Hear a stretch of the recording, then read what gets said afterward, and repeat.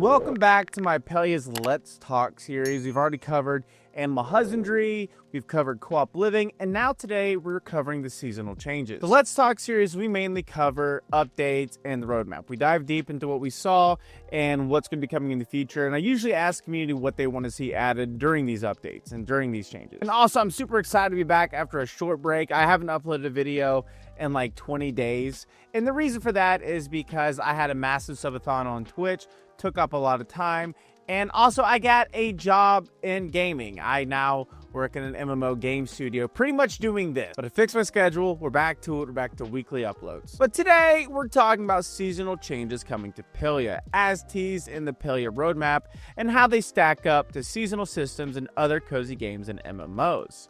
Singularity 6 dropped a lot of information and teased a lot of content in the 2025 Palia roadmap, confirming that seasonal theme patches are on the way. These updates will mirror real-world seasons like spring, summer, fall, and winter, bringing immersive storylines, decorations, and activities to match. This is huge for a cozy MMO like Palia, as it promises to keep the world feeling alive and dynamic. Seasonal changes aren't just about aesthetics, they're about giving players new reasons to log in, explore, and connect with the community. Compared to other games and MMOs, this is a fantastic move. It is a great idea, especially when it comes to cozy games, because Animal Crossing and Stardew Valley do so much of this already. There are a lot of seasonal-based content in those games. It's the same thing for MMOs. You see this happen a lot in Final Fantasy, New World, World of Warcraft. I know I rolled my eyes at New World, but this is very common, and I'm happy to see it is coming to Palia. These seasonal events in cozy games and MMOs shift gameplay like in-game holiday festivals. MMOs like World of Warcraft and Final Fantasy also use seasonal events to refresh content, offering limited time quests and rewards. I'm hoping Palia's approach will blend the cozy charm of live sims with the social depth of MMOs, which is a recipe for keeping players engaged year-round. While developing the script for this video, I was talking to my Twitch chat. I asked what are some things you would like to see seasonally based added to Palia, and this is what we came up with. The number one feature that was heavily requested and something I'm hoping is implemented with seasonal changes is a dynamic weather system. I know I've brought this up a dozen times, but imagine rain showers in spring, sunny days in summer, or snowy landscapes in winter, all tied to Palia's adventure zones.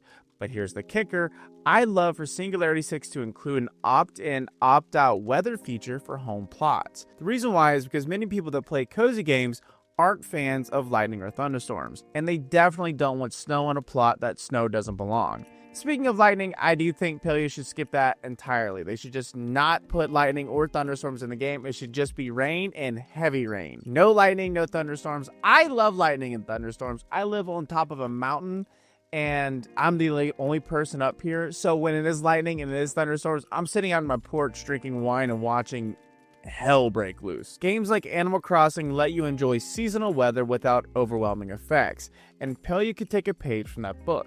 An opt-out feature will let players customize their home plot's atmosphere, ensuring everything gets the cozy experience they want. MMOs like Guild Wars 2 have dynamic weather that enhances immersion without disrupting gameplay, and Palia could strike a familiar balance, making weather a fun, optional layer. When it comes to opt-in, opt-out, I do think that the players that decide to opt in and have weather on their plots, rain should definitely water their plots.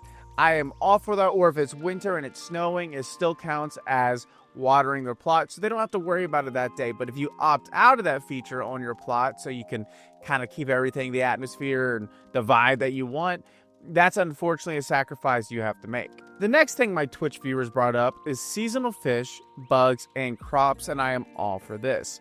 All these could bring in so much immersion into Palia. Seasonal crops could bring in new recipes, like a springtime berry tart or a hearty winter stew. Speaking of a hearty winter stew, I do think if they add in seasonal weather where it's snowing, heart drop lilies turn into these snowdrop lilies, which are brought up in the lore, that you could use that to make the stew. I'm just spitballing. Stardew Valley nails seasonal crops by tying them to seasonal events. MMOs like Final Fantasy also introduce seasonal gathering items during events, which keeps resource collection exciting. So you can make these items craftable into unique decor or dishes, adding depth to its foraging and cooking systems. This would give players a reason to explore every season, keeping the gameplay loop fresh and rewarding. Now, the next one we talk about is the Maji Market. However, I do want to bring up that this was a bit of a hot topic when we were talking about it in my live stream. And I want to make this known that this is just opinion, and you're allowed to have your own opinion, and it's cool if it's different. All right, there was some arguments going on, and it was not needed. The Maji Market is a fan favorite, but I've got thoughts on how seasonal changes could improve it. Right now, it is a monthly event, and to me, I feel like it's lost its charm. But back in the day, I pitched a less frequent seasonal Maji Market that will happen one time per season for 2 weeks, each themed around a unique festival. For example, a spring flower or a May festival with cherry blossom decor, or a winter market with that hot German wine that I love so much. Each could offer seasonal crops, dishes, or exclusive items, creating a healthy version of FOMO. Now, healthy FOMO, and this is where things got a bit dicey, all right, so just bear with me. Healthy FOMO is when items return regularly or are obtainable later through other means, like trading or a general store for a limited time. However, it does return again. This keeps players excited without feeling punished for missing out. Unhealthy FOMO, on the other hand, locks players out permanently. Think Destiny 2's old-time gated weapon or Fortnite's one-time only skins, which frustrates a lot of players. I don't play Fortnite, but apparently it does make a lot of Fortnite players mad. And the argument here was people can't play 24/7, and that's why FOMO is bad. But once again, there is a difference between healthy FOMO and unhealthy FOMO. The healthy FOMO definitely helps MMOs. The unhealthy FOMO is what frustrates a lot of people. And I do understand, 100% understand that Palia is built on an anti-FOMO kind of system here. However, they still do FOMO. For example, the Twitch drops. There are FOMO with the Twitch drops. There are certain drops that have taken place that you can only get during a certain amount of time, and it's frustrated a lot of players. However, it is healthy FOMO because they've stated that things are going to be returning. You're going to get them again. So as long as you're aware of when they're coming in, you're golden. You're fine. So I'm very hopeful they'll lean into healthy FOMO with rotating seasonal rewards. And one of those seasonal rewards is something I really want to talk about because it was something that was brought up in my Twitch chat that I never even thought of. Let's talk about seasonal plushies because it's Palia. Now, what is seasonal plushies? For example, what if we got a Halloween-themed Proudhorn plushie? If you go to Bahari, there is an orange, slightly darker Proudhorn, not the blue Proudhorn that we know and love, which you hunt during a spoopy event, which drops a matching plushie for your home. This would be a perfect tie-in for seasonal updates, giving collectors something to chase. Animal Crossing does this so well with seasonal furniture like snowflake items in winter. MMOs like World of Warcraft reward players with seasonal pets and mounts, and Palia could follow suit with plushies and pets, which they already have seasonal-based pets. There's a cat with a witch hat on it, and these will reflect each season's aesthetic, making decorating even more personal and fun. Lastly, let's not forget about seasonal quests. You guys know me, I love me some lore, and seasonal quests can bring in a lot more lore. This would be the heart of Palia's seasonal updates, weaving new storylines and activities in each season. Animal Crossing shines with this, with seasonal quests tied to holidays like Bunny Day or Toy Day, which brings players together for shared goals. MMOs like Final Fantasy use seasonal quests to introduce limited time stories like the Starlight Celebration, which adds lore and rewards. Palia could craft quests that tie into the Maji Market or other seasonal events, offering rewards like exclusive decor and recipes. These quests would deepen the game's narrative and adding more to the world. It can also assist in fostering the community as players team up to tackle challenges or share the rewards, making every season feel like a new chapter in Palia's cozy world. I'm very excited for Palia's seasonal events. I think it's going to be an absolute game changer. If they add in dynamic weather, I'm going to be so excited. That has been something a lot of people have been really wanting. I want seasonal crops. I really want the whole seasonal changes to make the world more immersive, because that's what players want. They want to be in the game.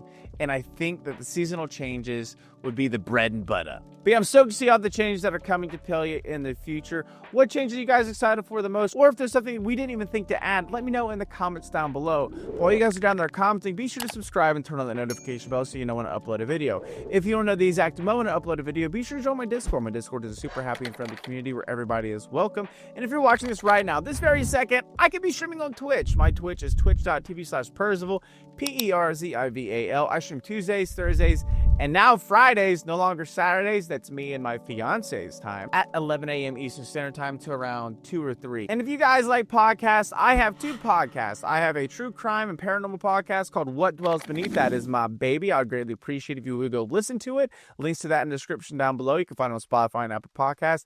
And Paleontology. We have more episodes coming for Paleontology. It is my paleo lore and YouTube video converted to audio podcast for Palia. We have a lot more coming to that. I just wanted to make it in bulk so I can start dropping them and not worry about scheduling and trying to figure everything out. But a lot more is coming to that, so link to that in the description down below. And be sure to follow me on all my social media. I have X, Instagram, TikTok. I have all that.